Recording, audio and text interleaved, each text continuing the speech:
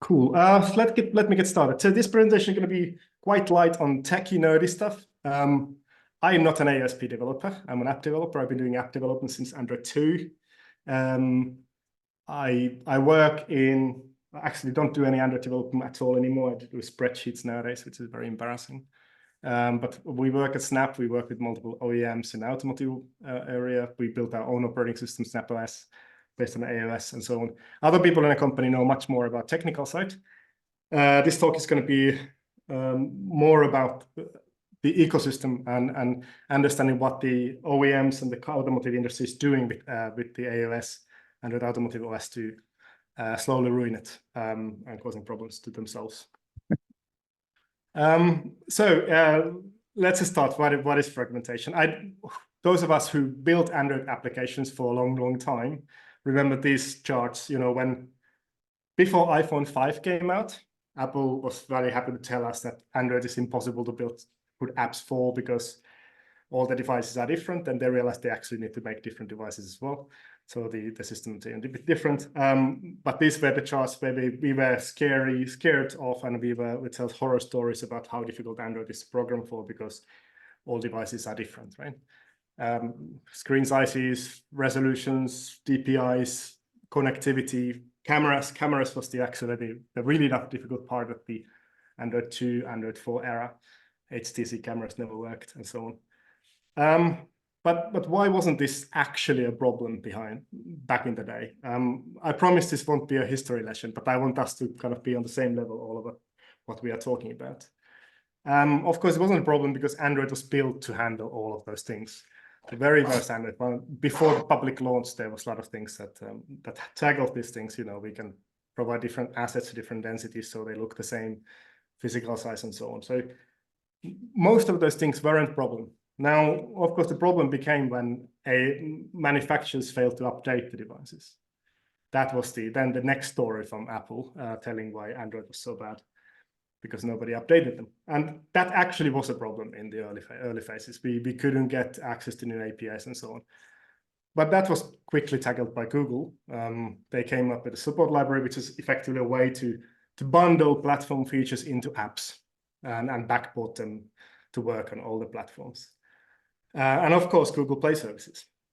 Google Play Services was a system service, also a system application distributed by Play Store, and they were able to control then big portion of the API updates. And we as app developers, we could just rely on the system being, you call something and it's just going to be there because Google takes care of those things. So these were tackling then all of those things. Now, enter the automotive world. Now, what's happening now? And quickly looking a little bit back in the automotive world, I think all of us know what happened before. Usually they run on some version of Linux. They built the UI on Unity or Qt or something like that, and they all built their own system. This is the Volkswagen system, this is the BMW system. They didn't care about anybody else in the world. They didn't care about what's happened there. Some of them tried to put apps in the platform. Most of them didn't. The ones who did failed because nobody cared about their platforms. Now, some time ago, somewhere in the management, they looked at their phone and they said they want apps in the cars. And what they did, okay, we're just going to put Android in our cars. That means we're going to get apps, right? And of course, that's not reality. We know all that there's a difference between the Android, the operating system, and Google Play, which is the ecosystem of the applications. When you put Android in your car, you will have exactly 0 applications. Where do the apps come from? And slowly they're starting to understand what it is, but they really don't want to go to Google or Google Automotive Services. There's some different reasons. Some of them say we want to own the client, we want to own our customers, we want to own the customers' data. We don't want to send data to America. We don't want to Google to put ads in our cars. Whatever the reasoning is. Also, Google licensing model of gas is quite expensive. But that might not be true. So some of them are afraid, especially if you live in Germany, if you understand German car market or German app development world, we are very afraid of Google here. And people try to stay away. There was an era where app development, app innovation in Germany was do what Google does and make people afraid of what Google does. And that was basically the German app innovation for mail clients and so on. So what's happening next? Now all the car companies, they're afraid of Google. They understand they want to be Android. They want to have apps on there. They take the AOSP code, they jam it in their cars, and then they look at what their cars were before. My car looks like this, so Android needs to look like this. Need to be these features, these features, these features, and they all run their own direction. They take the code base and start building stuff. Automotive companies in the large one have massive resources. They have thousands of developers.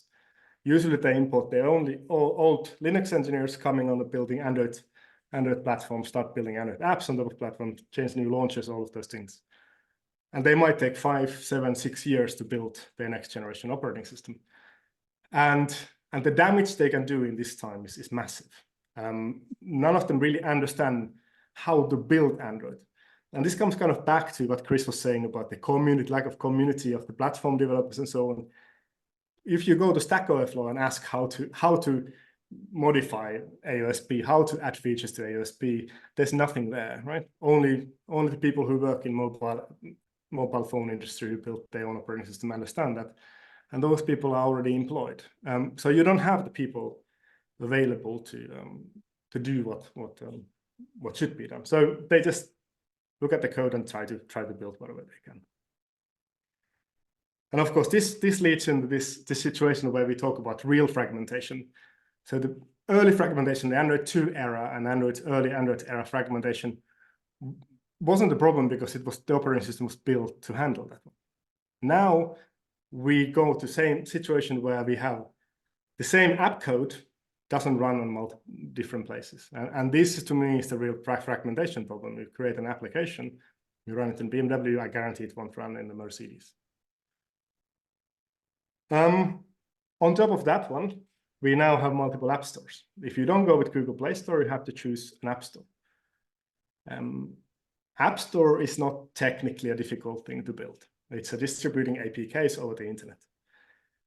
What is difficult thing to do is to get app developers to put apps in the App Store, keep them updated, and ensure compatibility with these things. Companies like Harman, which of course Samsung, Forest Aptoid, I don't envy these people. I don't blame them. I think these people are not the guilty party, but they have a really, really difficult situation now in their hands where they deploy the App Store into platforms that are not standardized, are broken down, are added different calls, different features, all of those things. On top of that one, you don't know how to test your applications on them. So yeah, we built an app store for our operating system. We know it's easy to do, but we're not going to deploy it into end users. This we just built for development time APK distribution. App store is a nightmare. And ecosystems are hard, very difficult to build ecosystems. The App Store, Amazon App Store was just pulled from Windows 11, I think this week or last week.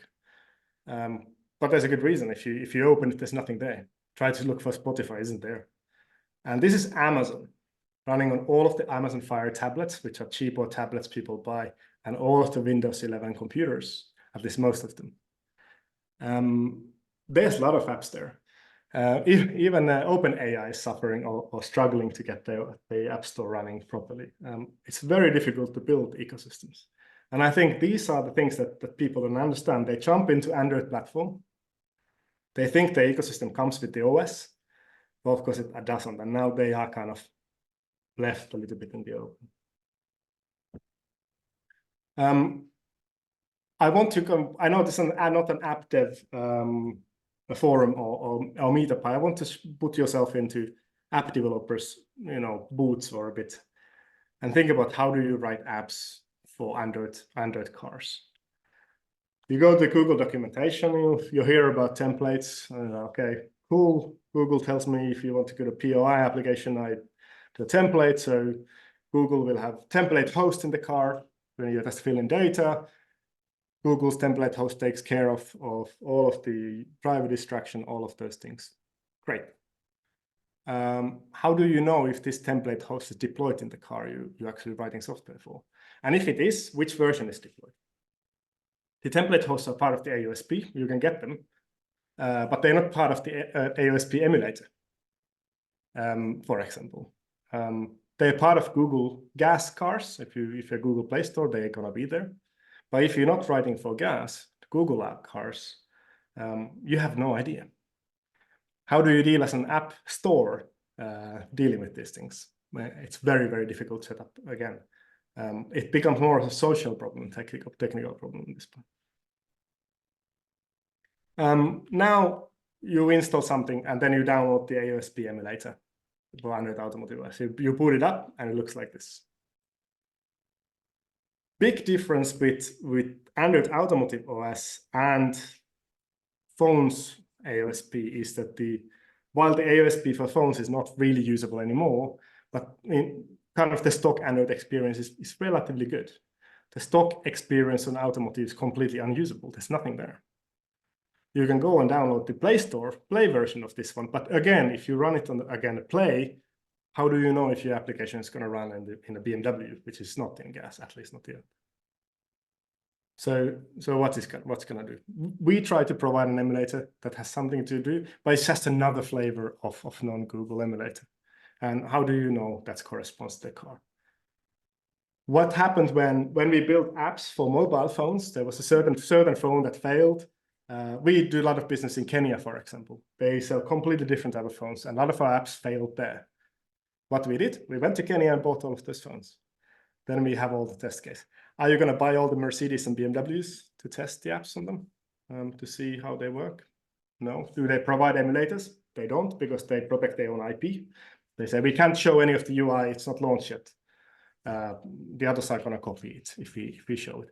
Of course, that's not true, but I understand where they come from. They're protective of their own IP, they're protective of their own brand. So you can't do anything. There's some that you can download Polestar, but that again is Google. Some of them provide things, but they're at least 2 years old. And do you know what's going on in the car and so on? So again, they've torn down the things.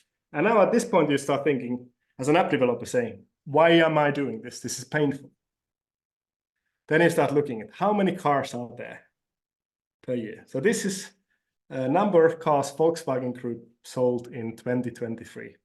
Volkswagen Group used to be the largest car maker. I think still might be, or BYD might overtake. No. And the number of cars Volkswagen sold in a year is less than half of Samsung Galaxy A14 phones. And A14 is not the biggest Samsung phone. Number of phones Samsung sold is massive. Then you start looking, okay, how many cars there are? Even if you put all the cars of 2023 and just put the Samsung bar chart next to it, it doesn't make any sense. Of course, not all of those cars are Android. Even if every single one of those would be Android and standard Android, you might not want to spend time building apps for them. That's the reality. So now, what's going to happen? So let's look at what Google is currently doing. It's always kind of try to separate what they're doing and what they're saying. It's quite interesting. They talk big about Android Automotive OS. They show a lot of brands joining them, and some progress is going on. But if you own a car that has Android Automotive OS, like Polestar or Volvo, there's nothing going on there. Google is pushing Android Auto. That's where their interest in the automotive is. They want you to be writing apps for Android Auto. Android Auto is years ahead, even though they should be similar platforms. You use the same templates, you still can't do messaging on Android Automotive OS, you can do it on those things. And of course, Apple is doing the same. So the big ones, the app developers, the things that are driving app development, they are driving people into projected modes. They have the Android Automotive OS, which could just disappear. Google is known for dropping things. I have no information there, but this is something that I'm not sure if we can rely on it. It's not going to disappear anything now, but clearly the effort putting there looks more like a side project than mainline in Google. Android Auto is the mainline in Automotive. Now, if you then an OEM, the reason you wanted to have an ecosystem is you want to drive innovation in your car. You want to have all the features, but you want to go beyond that one. And what will happen if Google sweeps the system? Google might become the dominant platform in automotive, might not. But if you are now an OEM and you want to have an ecosystem, you have to join forces with the other OEMs. So they are. We are part of this. This is a consortium, which many of you might have heard, who try to standardize things between automotive manufacturers. There is an effort that was started about a year ago by BMW. It's now supported by CARIAD. It's supported by, I think, Volvo, GM, some of the bigger car makers. They call it App Store standardization or white label App Store or API standardization. And the idea there is the right one. What they are trying to do, they're trying to effectively create gas replacement that is compatible between the different car makers. So the driving force here is if you build an app for BMW, it's going to run on a Volkswagen Group car. Now, it's a committee of committees. And it's a committee of committees of automotive manufacturers, which is a different type of slow. Nothing has happened in a year. They have a lot of calls. They talk a lot. They all want to do the same thing. If you're in one of these calls of Curvesa, one of the manufacturers asks something and the other manufacturer always responds, we get back to you once we talk inside us. So you literally have a committee of committees who nothing is happening in there. But I think this is literally a situation where the manufacturers have to join forces or die alone. They won't have any apps. Nobody will write apps for single manufacturer. There is a chance that people will write apps if they standardize their platform across the OEMs that don't go with gas. We're doing something about it, a Snapp, but we're doing this in the open. This is not a marketing speech about us, but this is something that I know about. So we are trying to help the car makers actually build some of this stuff. In the April, there's a meetup in Curvesa meetup in Sweden, where we're going to show this thing. We have app partners and OEM partners and things. Look, I'm going to build gas replacement. We're going to start with something simple, which is going to build a ambient lighting call. But if you think about your media application, you want to change the ambient lighting based on the media content, for example. Currently, there's an ambient light call in the AOSP, but it's protected, which means it's going to change and it's not available to be called. So we can either wait for Google to make it public and lock down the API, use that one, great. It's not going to be in Android 14 and not going to be under 15. Might be in 16, probably not in 16, maybe in 17. What year there's going to be car standard 17 in vehicles, nobody knows. So this just is not an option. So we are trying to help them. The car makers are looking into this one. So this is a way to try to standardize the platform. We effectively built Play Services replacement. But I think the goal has to be way beyond building something more than Play Services. Google is just dragging their feet. They just do the bare minimum with gas. They don't have intention to drive the innovation. They just want to do the bare minimum to sweep the market. And once they own the market, they don't have to do anything anymore. Car makers want to push the innovation. They want to figure out what can they do on top of the platform that is doing those things. But the innovation won't happen if they do alone. The innovation will only happen if we do it together. And getting them to do it together is very, very difficult. For example, media streaming applications are requesting all car makers to give them information when the next charging stop is going to be and how long it's going to be, so they can buffer their video before people are arriving there. If that call is different on all car makers, that's never going to happen. And I don't think Google is ever going to build that to AOSP or gas. So these are the kind of the things where we are. This is a small pitch, but we're not actually selling this yet. We are trying to create an Android Automotive OS dev kit with this hardware box that you can just buy and put it on your desk. If you're interested, please register in this website. It's going to be out. We haven't got the hardware yet or anything like that, but we're just seeing who would be interested in getting this kind of box just to try things. because one of those things is very difficult. We don't know how to try things in a car, because you can't buy a car, you can't just do an emulator. We run stuff on tablet, but tablet is not the same thing. We will try to build automotive hardware to try on and plug things and so on. And we'd love to do it a bit of a community thing. There need to be some business behind it, so somebody actually find money to do this, but I would love to have like a community try what do you want to see there and put those things in there. Anyways, this is a kind of a whirlwind tour. I have a couple of things to say still. Chris, this might not be as long as planned. This is the first time I do this talk, but that's okay. Keep on going. We can fill in with some. I'm sure there is a whole bunch of questions being queued up here. So, incidentally, if you do have questions, feel free to put them into the chat, and we can spill them out at the end. Great. So I want to kind of go back to this one. Again, the audience might not be right for this one. We're not app developers here, but I think when we build a platform and we talk about apps and fragmentation and saying, do we need apps in cars? Before I went to mobile development, I did Android, Google TV stuff before it was Android TV, before it's Google TV. We did Google TV, and if you remember the first generation Google TV, when Google wrote Twitter application for TV. And everybody installed it, and then nobody figured out what to do with it. It's great for, conference on a wall or something like that. But why would you use Twitter on TV? Why would you use Twitter in car? Or whatever it's called nowadays. This is a quote. I can't tell where this is from because I piss off some people. But this is a quote from a company, automotive manufacturer manager saying, our goal is to have 500,000 apps in our cars. Why?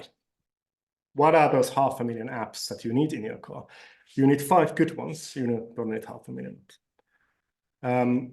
This pissed me off. If you saw me writing on LinkedIn, sorry, Paul, if you ever hear this, this is not his fault. He's a PR guy for this company. This is his task to do. But I saw this post saying Mercedes-Benz is revolutionizing in-car food delivery by putting delivery app in the console. They put a web page in the console. That's not revolutionizing anything. That's just making life more difficult. I wrote these bullet points. There's 3 bullet points that I say, everybody should always check, should my app be in a car?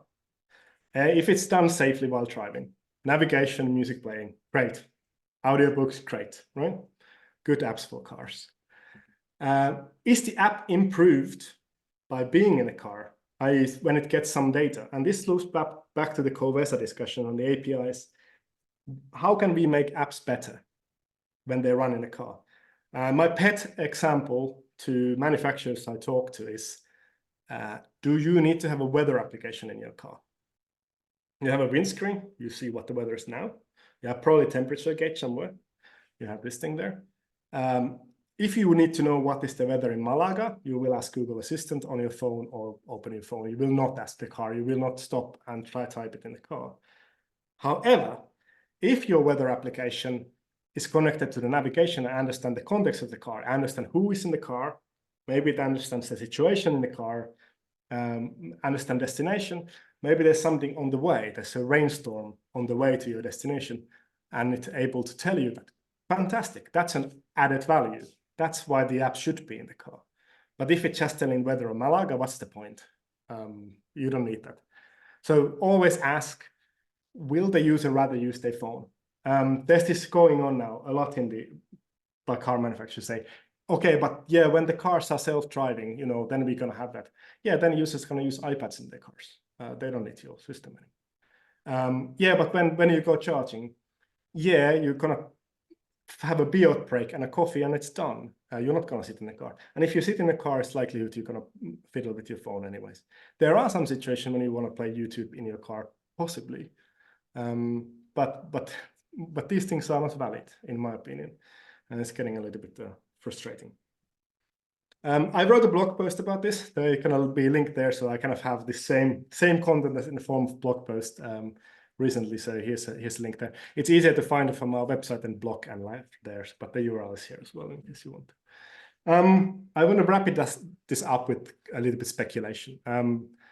Google's not going to like what I say. I'm no longer GDE, so I get to say that. I think, like I said, I think Google is doing a bare minimum to sweep the market. They are sweetening deals like decoupling data from Google Play services. They are decoupling Play Store from some services. They are trying to cut the cost of the licensing. They are trying to make it easier for car manufacturers to fall into the trap of gas. However, that said, if you're a car manufacturer at the moment, today, and your car is going to launch next year, there's literally no alternative. If you want to have apps in your car, you have to go with Google. There's no way. So I don't actually blame any car maker going with them, but I understand the skepticism of that one. I also don't think that Google is going to be the innovation driver in cars. I don't know if that's going to happen. I think the innovation is going to be driven if we manage to standardize the platform, if we manage to understand that we can build on top of AOSP without Google, if the car makers get off their ass and actually talk to each other, which they are doing a lot. Many of them are starting to understand that this is the case. But there's a bright future. I think there is a real chance of real innovation in cars. But in the end, if everything stays the way it is now and nothing is pushed, there's going to be two types of cars. They're going to be standard run Google. They're going to be fine. My Polestar 2 has a good infotainment system. It's far from great, but it's an okay system. It's better than anything else out there, but it could be much better. And then there's going to be cars that have AOSP or non-Google Android Automotive OS that won't have third-party applications, which might be fine as well. That's going to be a perfectly fine system as itself, because if you build a couple of apps yourself, media streaming, maybe a good weather application, that's it. Unfortunately, Chris, I won't be able to stay for the Q&A at the end. I'm happy for people to reach out to my email. I'm happy to talk about things. I'm super happy to talk to community. I'm happy to talk, take questions. Like I said, I'm not an AOSP developer. I'm not an embedded Android developer, so don't ask technical questions from me, or it's going to be embarrassing. But I'm happy to talk about the view I have to the automotive industry and what I think about it. So you have time for some questions right now? I have time for questions now, minutes? Yes. Okay. Come on, guys. Somebody must have a question from this. I've got loads, by the way.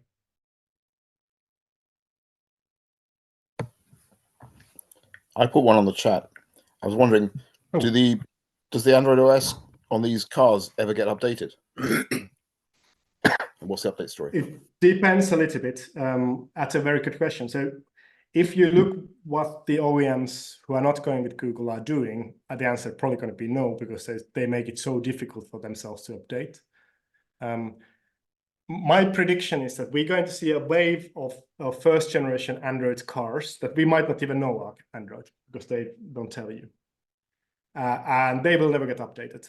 All of these OEMs will realize, we screwed up. We need to do it the right way. They're going to hire somebody like Chris to tell them how to do it properly. And that's going to be, then they might be due. And once they get there, it's good. On the other hand, I bought the Polestar 2 because I needed to have an Android in my car. And it launched with Android 9. It's 10 and 11 now. I think it might be 12 already. But it has gotten at least 3 updates since I bought it. So those are getting updated, but they don't screw up the system. I think if you license gas, part of the license is you commit to a certain number of updates. So you kind of are forced to. Yeah, that could be. Which is a good thing, by the way. Yeah, that is, yeah.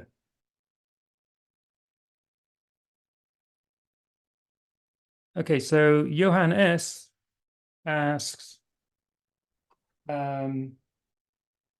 with your developer kit, does that mean that you will stop your nice Raspberry 4 AOSP ports? Raspberry 4 doesn't work anymore. After that. We're looking into it, but Al never has time, and he's the one who knows it. However, we are porting our system at the moment to Pixel tablets. So that's going to be a bit more easier. We run this Samsung stuff that you not get to do anymore. So I don't know what we could do with the Pixel if we put vanilla there as well. Yeah, the Raspberry Pi stuff. If you talk to Al, he's not happy the way Raspberry Pi handles the Android system. That's not the standard way, but I don't understand enough. We need to talk to Al about it. Okay, we'll do that. Yeah. I mean, is it totally broken? I've certainly had it running on Raspberry Pi 4. It does work. It could be, but we keep getting emails from people asking us to fix it. So, oh, well, it's a problem with the community, isn't it?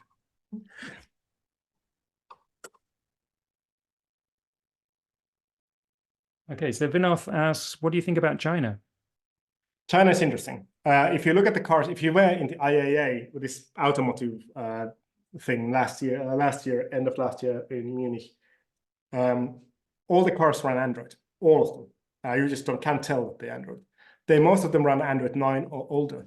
If you talk to the hardware manufacturers from China, for example, this company called Patio, they make millions of kits for automotive grade hardware, and they only support Android 9, and they backport all of the security patches themselves to that because Google doesn't do that anymore. So they all run very, very, very old versions of Android in China because that's a cost-cutting way of doing things.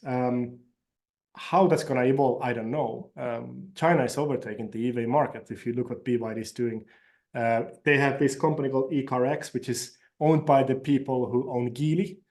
They not have owner's relationship as far as I know directly, but incar is like hammering hardware and software in Europe, and they probably going to overtake these things.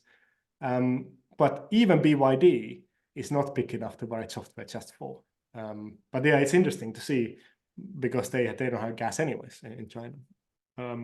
I don't know more than that, unfortunately. Indeed.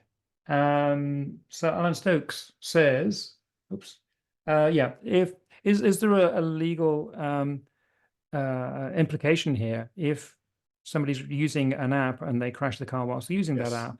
Is the app developer in some way liable for that? Depends how the people got the app. But that's one of the reasons why Google does what they do. So if you fight for gas, you can't deploy anything else than you fill in templates.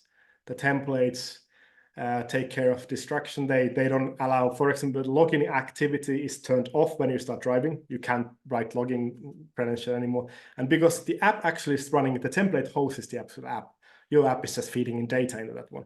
So Google is able to have responsibility of all of those things because they have control over it. Now, the car manufacturer themselves can override it. So if you have a Volvo, Polestar, or anything that runs gas, you go to there and you want to install a better route planner, which bought by Rivian. But anyways, you install that application. That doesn't use the template system. That's full application that is installed there, but it comes from Polestar account. It doesn't come from a better route planner account because they are not allowed to deploy it in a car.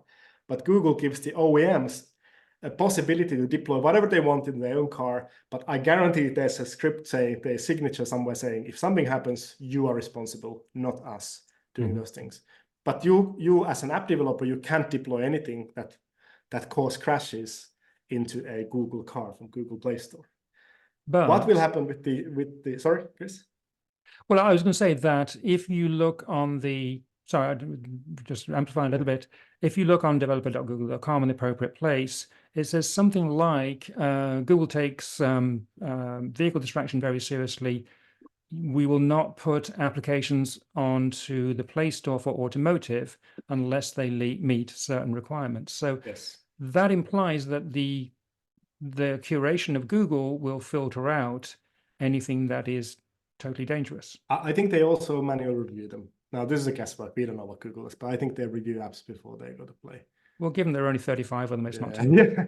However, now to kind of add a caveat there, recently you can have so-called parked mode apps where your car, when you park, it just turns into an Android tablet. So you can install whatever. But Google has built a system that these apps that run as a park mode applications automatically go blank when you start driving. So that's a kind of thing. But yeah, right now, if you deal with Play Store, as an app developer, you're safe. You can't cause crashes. Or if you do, it's Google's fault, not yours, or Polestar or Volvo's fault. What's going to happen with Forestry Aptoid, Harman Ignite? I don't know. Do you have any experience with Aptoide or Ignite app stores? Yes, a little bit. So what publicly known, Aptoide is in BMW and it's in Mercedes. Those are known. Harman is in Volkswagen. In the Macan coming from Porsche and so on. I've seen the app stores. As far as I know, they try to use the templating stuff. But I also know that apps work very, very differently on different platforms. So I think it's very, very tricky situation. If I was an app developer, I would at least check before I deploy. Cool. I do have one kind of noobs question, from my point at least. So you're talking about the variation between Android in different vehicle manufacturers. So what about CTS? The compatibility test suite guarantees that if you pass CTS, you will run Android applications. Yeah, in theory, but actually the CTS is super lightweight, right?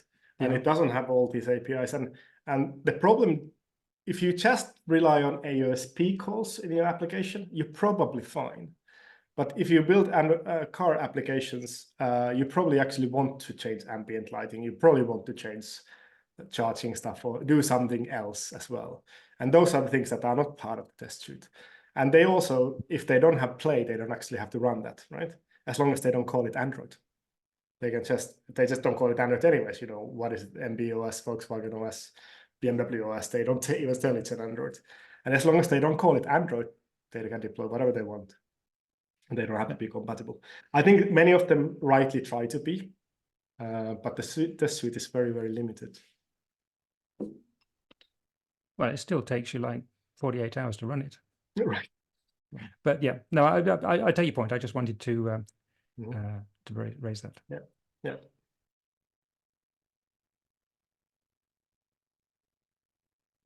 Is there something else? I'm looking at the chat, but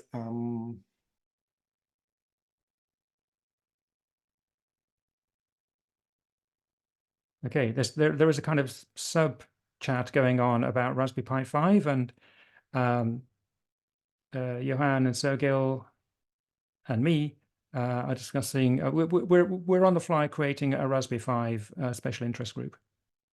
Fantastic. I'll see if you want to contribute. It would be great. I love it. All of this stuff. Yeah, indeed. Well, I have. Let's flip it up here. I don't know if you can see this, but this is my Raspberry Pi 5 running Android. Not particularly well, but it does run Android. One thing I do notice is that when it's running Android, it gets flipping hot. So if you do get one of these, make sure you get a cooler. Otherwise, it's going to melt. But yeah, Raspberry Pi 5s. And I don't see why Raspberry Pi 4 can't work as well with a little tweaking and pushing and poking. I did a talk about that actually about a year and a half ago. And I kind of dropped the potato on that, if that's the right word, because I got involved with other things. But there is a thing called GlowDroid, and I need to circle back and try GlowDroid on the latest Raspberry Pi. So GlowDroid is a better platform than Raspberry Pi Vanilla. Anyhow, right, that's by the by. Okay, anybody else? If there's no more questions, here's my email. Feel free to chuck something if you just want to ask a question related to this one. If you want to have a chat, I'm happy to jump in a call whenever I have time. Chris, thank you again for inviting. Super cool to be here. Great. Oh, thank you so much for attending. It's been, I mean, you have said a whole bunch of things that I've been kind of mentioning and also thinking for a long time about Android Automotive. But you have expressed it in a much more logical way than I ever did. So that's a really good summary of the background as to why we need Android Automotive and the various players and the various tensions between those players and who is going to get what they think they're going to get and who is not going to get what they think they're going to get. So it's a complicated thing and it's very interesting. For sure. Okay, right. So thank you much, Juhani. Let me just pause that.